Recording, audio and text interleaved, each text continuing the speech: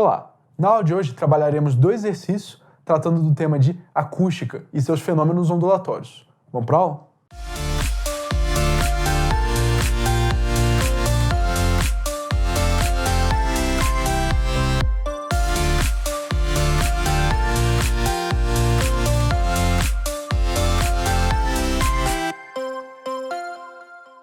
Olá! Na aula de hoje trabalharemos em cima de dois exercícios que vão tratar mais especificamente dos fenômenos que a gente estudou relativos à acústica, ou seja, a ondas sonoras. Questão 1. Em uma corda tensa, abalos propagam-se a 100 metros por segundo. Se a corda mede 2 metros, determine F para A. Modo fundamental, B. Terceiro harmônico. Aqui aparece um conceito novo para a gente, que é o conceito de modo fundamental. Modo fundamental nada mais é do que o primeiro harmônico, ou seja, o harmônico onde o N é igual a 1. Muito bem, aqui é uma questão simples de aplicação de fórmula.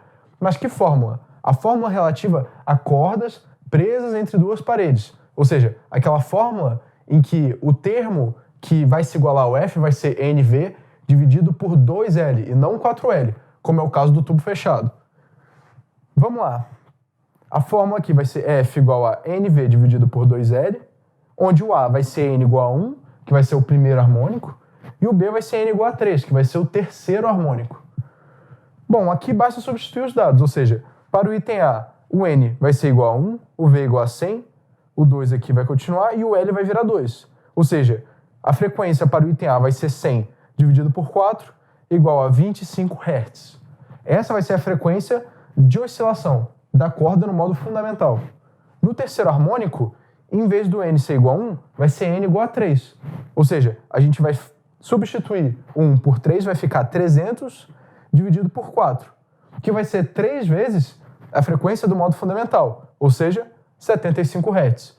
75 Hz sendo a frequência de oscilação da corda para o terceiro harmônico.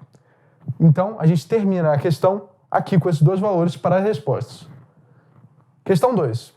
Dois trens A e B se aproximam de um observador qualquer. Ele percebe o apito de A mais agudo que o de B, mesmo sabendo que são apitos idênticos. O que pode explicar isso? Bom, essa questão é uma questão que trata do assunto de efeito Doppler, ou seja, acontece aqui um movimento relativo entre as fontes sonoras e o observador, e isso vai influenciar na percepção da frequência pelo observador. Ou seja, nesse caso, um trem vai se mover de uma forma diferente do outro, o que vai fazer com que o observador perceba uma frequência mais aguda, mais alta que a frequência da outra fonte. Vamos analisar aqui os itens dessa questão. Primeiro item, os trens A e B se aproximam. Isso por si só não explica, porque, por exemplo, vamos supor que A se aproxime com uma certa velocidade e B se aproxime com uma velocidade maior. Nesse caso, B seria o som mais agudo, mas na questão fala que A é o som mais agudo, ou seja, esse item aqui está errado. Próximo item. B se afasta e A está parado. Se B se afasta, a gente sabe que a frequência de B vai diminuir, ou seja, vai ficar grave. E como o A está parado, o A não vai alterar a sua frequência, ou seja, a frequência que o observador vai perceber de A vai ser a frequência original mesmo, enquanto a de B vai ficar mais grave. Ou seja, o observador vai perceber a frequência de A como estando mais aguda que a frequência de B. Ou seja, esse item aqui está correto. Próximo item.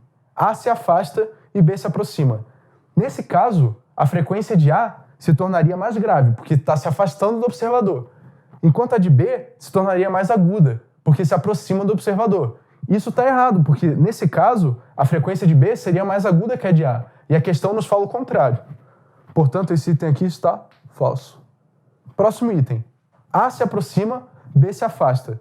Bom, esse item é o oposto do item anterior. E, de fato, se A se aproxima, a frequência de A se torna mais aguda, enquanto a de B, que se afasta, se torna mais grave. E isso está condizente com o que a questão nos informou, que a frequência de A é mais aguda que a de B. Então, esse item aqui está correto.